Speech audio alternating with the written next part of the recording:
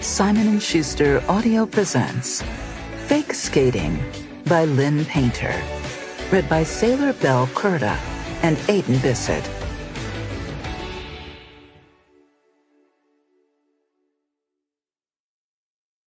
Prologue. Alec. There was no way it was actually happening. Dani Collins was moving to Southview. Impossible, I muttered to myself as I stomped on the gas pedal. An hour ago, life had been normal. I'd walked through the front door after practice, inhaled a few bowls of goulash while my dad talked about his buddy's new duck boat, and I'd been just about to leave the table when my mom gave me the news. She'd excitedly filled me in on the details of how Dani's parents were getting divorced, and now Dani and her mom were going to move in with her grandpa. She squealed about how incredible it was going to be to finally have them close by. Just imagine how often we can see them now.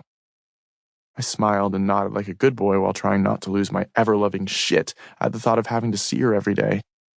Dani Collins was moving to fucking Southview.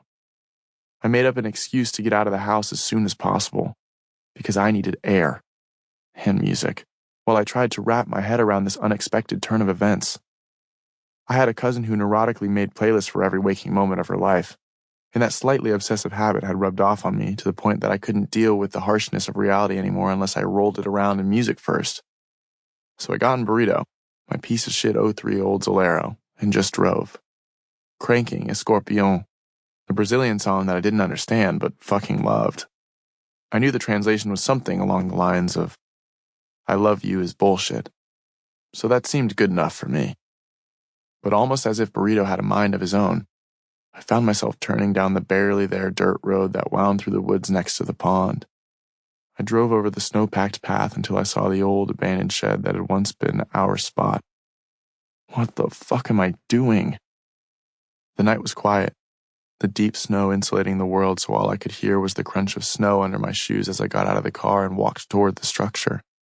It had always looked like it was 5 minutes from collapsing, and that hadn't changed since the last time I'd been there, the summer after 7th grade. I pushed in the door of the abandoned shed and stepped inside, half expecting a pack of raccoons to fly at my face. It was darker than dark, but when I turned on my phone's flashlight, it felt like I'd taken a puck to the chest because how could it still look the same? The actual chairs we'd stolen from my dad's shop to furnish our ridiculous little shed were still there, and so was the Sample complete. Ready to continue?